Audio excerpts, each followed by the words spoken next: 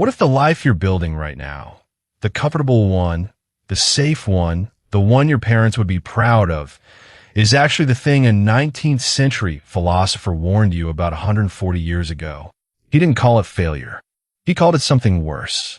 He called it the death of ambition disguised as peace. Picture this. You wake up.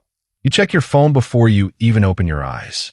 You go to a job that doesn't scare you, doesn't challenge you, doesn't ask anything real of you. You come home. You watch something. You scroll through something. You tell yourself you're tired, and you are, but not from effort. You're tired from the absence of it. And somewhere underneath all of that, quietly, almost too quiet to notice, there's a version of you that wanted more. Not more money, not more followers, more life. And you've been putting that version to sleep one comfortable evening at a time. This is not a story about laziness. It's not a story about people who don't try. Some of the most exhausted people alive are exhausted from running in place. They wake early. They answer every email. They show up to every obligation. And still, nothing in them is reaching for anything higher. That's the part almost nobody talks about. You can be busy and still be standing still. You can be successful by every visible measure and still be quietly, invisibly, giving up. There's a reason this feels personal. Because it is. We live in the most comfortable era human beings have ever known. Food arrives at your door in 20 minutes. Entertainment is infinite and free. You can avoid almost every form of physical danger, social confrontation, or real risk if you organize your life carefully enough. And yet, anxiety, emptiness, and quiet despair are everywhere. Not despite the comfort, because of it. Think about how much of modern life is engineered around a single promise. Don't struggle. Don't feel discomfort. Don't be different. Fit in, stay safe, stay liked. Every algorithm you scroll through is optimized to keep you soothed, not challenged. Every social circle rewards you for agreeing, not for standing apart. Even ambition itself has been repackaged into something safe. A side hustle you can quit anytime, a goal with no real stakes attached, a version of striving that never actually risks anything. And underneath all of it sits a question most people spend their entire lives avoiding. What happens to a species that engineers away all of its struggle? More than a century ago, a philosopher asked almost exactly that question. His name was Friedrich Nietzsche, and he was not whatever the internet has turned him into, a slogan generator for gym motivation videos. He was a philologist and philosopher who spent his life diagnosing what he saw as a sickness in European culture, a slow erosion of vitality, meaning, and greatness, hiding underneath the language of progress and comfort. He wrote in fragments, in parables, in a voice that was part poet and part prophet, because he believed some truths could only be felt, not merely explained. In his book Thus Spoke Zarathustra, Nietzsche introduced a figure who has haunted readers ever since. He called this figure der letzte Mensch, the last man. And the last man is not a villain. That's what makes him so unsettling. He's not cruel. He's not stupid. He's simply finished. He has stopped reaching. He has decided that comfort is the highest good a person can achieve, and he has arranged his entire existence around avoiding anything that might disturb it. The last man doesn't want to conquer anything, create anything, or become anything more than he already is. He wants his pleasures small and his risks smaller. He blinks, that's Nietzsche's word, almost mockingly gentle. He blinks when you ask him about love, or about work, or about meaning, because even the questions exhaust him. He has traded greatness for safety and calls it wisdom. He has traded depth for comfort and calls it happiness. And here's where the real problem begins. Nietzsche wasn't describing some distant dystopia. He was describing a tendency, a gravitational pull that exists in every human being and in every society that becomes wealthy and safe enough to stop asking hard questions of itself. He wasn't warning about the world outside your window. He was warning about a shape your own life could quietly take, without you ever choosing it directly. This is what most people miss. Nobody wakes up one day and decides to become small. It happens in increments. You say no to one risk because it's inconvenient. You stay in a relationship a year past its expiration because leaving feels harder than staying. You choose the job that pays well over the one that means something, telling yourself you'll pursue meaning later, once things are more settled. And each of those choices is defensible on its own. That's exactly why it works. The last man isn't created through one dramatic collapse. He's created through 1,000 reasonable retreats. Nietzsche placed this figure directly against another one, the opposite pole of human possibility, which he called the Übermensch, often translated as the overman or higher man. This is not, despite how it's often misused, a superhero or a tyrant.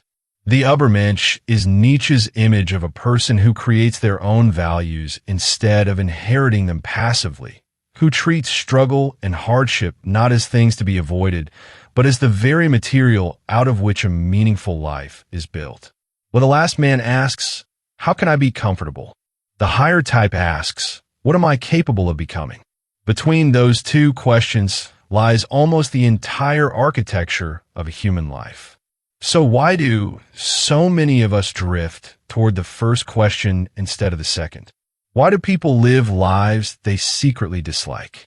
Why do people fear being different, even when conformity is quietly suffocating them? The honest answer isn't flattering. It's fear wearing the costume of practicality. Human beings are wired for belonging. For most of our history, being cast out of the group meant death. That fear didn't disappear when we built cities and safety nets. It just changed shape.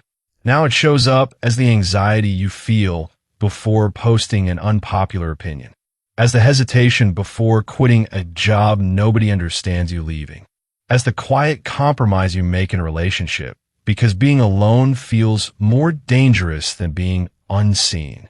Underneath almost every act of self-limitation is the same ancient signal. Don't stand out, or you might not survive. But here's the deeper and more uncomfortable layer. It's not only other people's judgment we fear. It's our own potential.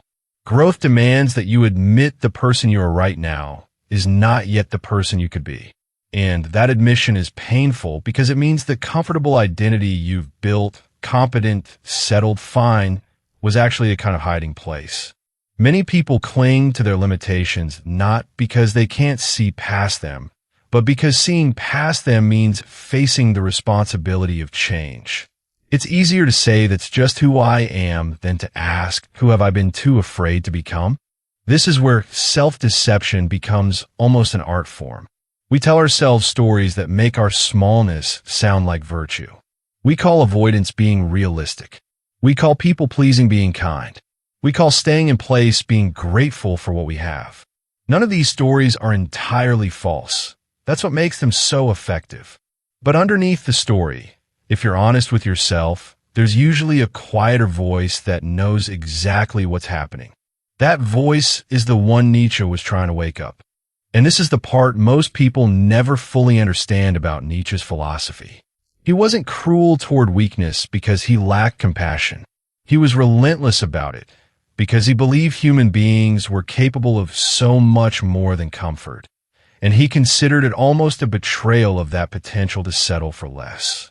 His famous idea of amor fati, the love of one's fate, wasn't a call to passively accept whatever happens to you.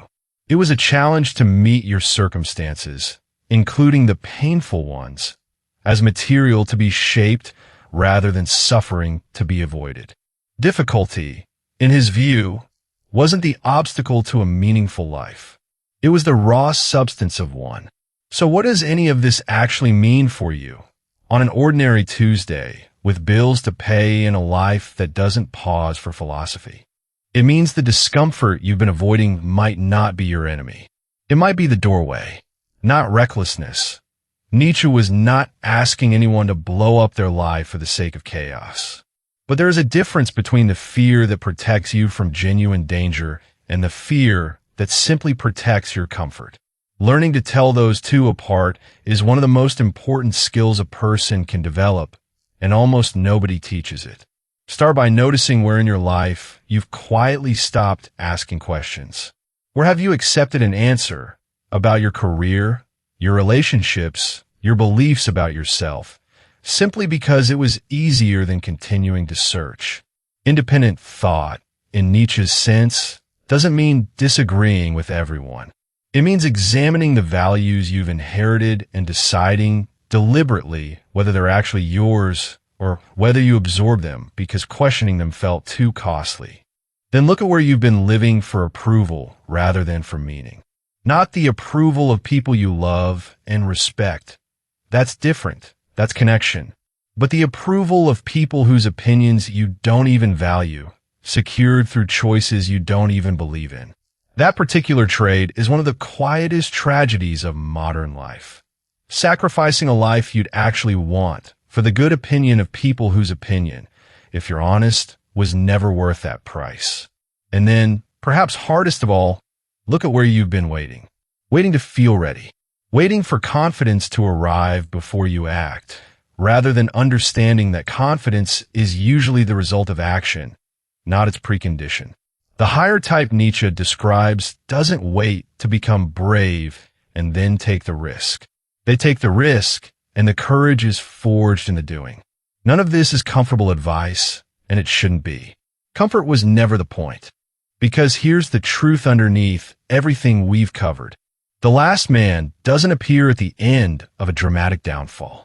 He appears quietly at the end of an ordinary life, in the accumulated weight of every small surrender. He is not a monster. He is not even unhappy. Exactly. He has simply stopped reaching far enough to know what he's missing. And that is what makes him such a haunting warning rather than an obvious one. You could become him without ever noticing the moment it happened. So the real question was never really about Nietzsche or a 19th century philosophy or a strange German term for a figure in a book most people have never read. The real question is the one sitting quietly underneath your own daily choices right now, whether you've been willing to look at it or not. Where in your own life have you already started blinking?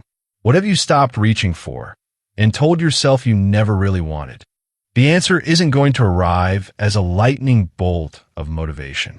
It's going to arrive, if it arrives at all, the next time you feel that small, familiar pull toward the easier choice, and you choose, instead, to stay uncomfortable a little longer, to ask one more honest question, to reach one more inch past where you'd normally stop. Nietzsche never promised that greatness was comfortable or safe or guaranteed. What he promised was something quieter and, in its own way, more demanding. That a life built entirely around the avoidance of struggle is not actually a life being lived. It's a life being managed, watched, waited out. You still have time.